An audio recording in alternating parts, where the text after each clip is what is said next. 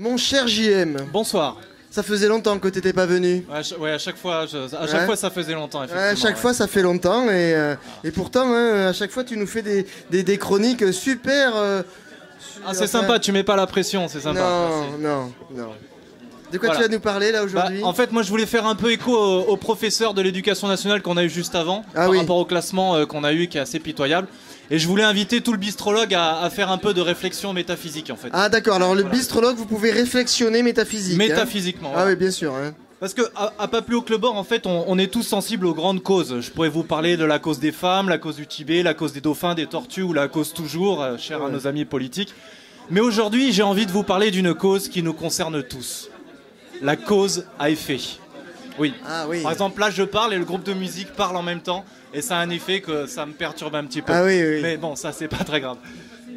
La cause à effet, ou pourquoi lorsqu'on fait un truc, même insignifiant, ça déclenche un autre truc, qui déclenche un autre truc, qui déclenche un autre truc, et bam, on se retrouve toujours dans une situation foireuse. On connaît le coup du battement d'aile de papillon à Tokyo, qui déclenche un orage à Paris, et une douche de DSK à New York, qui peut déclencher un gouvernement flamboyant à Matignon. Mais lorsqu'un pote passe un coup de fil anodin pour aller boire juste une bière, si on répond, on peut déclencher une chaîne de cause à effet qui fait qu'on se retrouve à 4h du mat à rentrer en Packy Walk. Démarche entre le Paquito et le Moonwalk. Ah oui, d'accord. Voilà. Et oui, Je me disais aussi. nous aussi, dans la vie de tous les jours, nous sommes au centre de ces chaînes de cause à effet. En permanence et à tout instant, une infinité de possibilités s'offre à nous. Une infinité de bifurcations qui peut nous mener sur des sentiers différents. Et face au chemin de croix dans lequel on vit, on cherche tous un chemin de vie dans lequel on croit. Et souvent, quand on se retrouve dans la merde, on se retourne et on se dit « et si ?»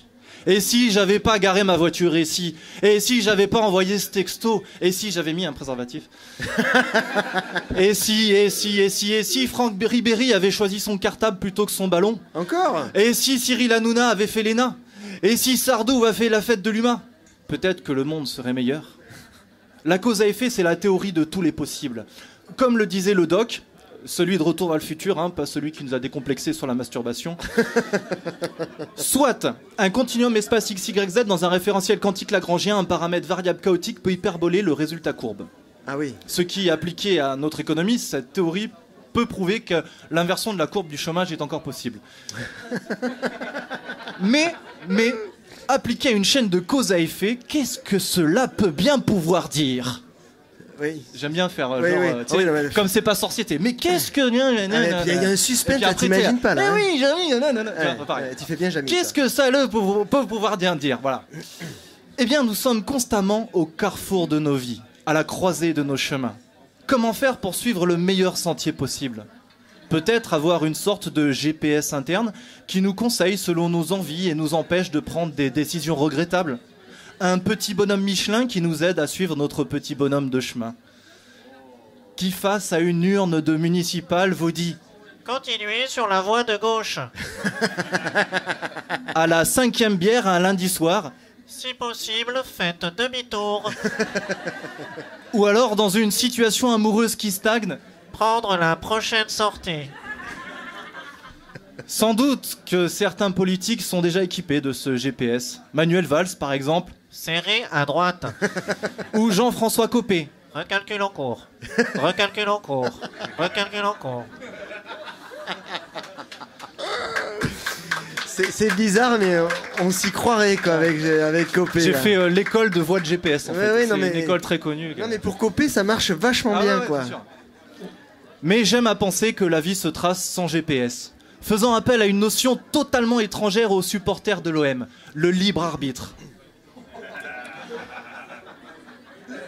Une infinité de sentiers peuvent se croiser, et se tracer et se croiser. Ces points de rencontre sont intéressants. Par exemple, on est tous là au même moment, bistrologue. Ouais, c'est fou. Car issus d'une chaîne de cause à effet totalement différents et pourtant qui se croisent. Par exemple, tous ces gens issus d'horizons, de pays et de cultures différentes, qui pour des raisons totalement distinctes se retrouvent au rayon cuisine un samedi pluvieux à Ikea. Ces familles avec ces enfants pleins de vie et de ballons qui se retrouvent à quelques centimètres de ma serviette à la plage. Ou encore ces gentils travailleurs qui ont eu la bonne idée de tous finir à 17h56 et de prendre la même bretelle de périph' que moi. Nous avons tous ce point commun, ce croisement de chemin qui fait qu'on appartient tous un peu à la même famille.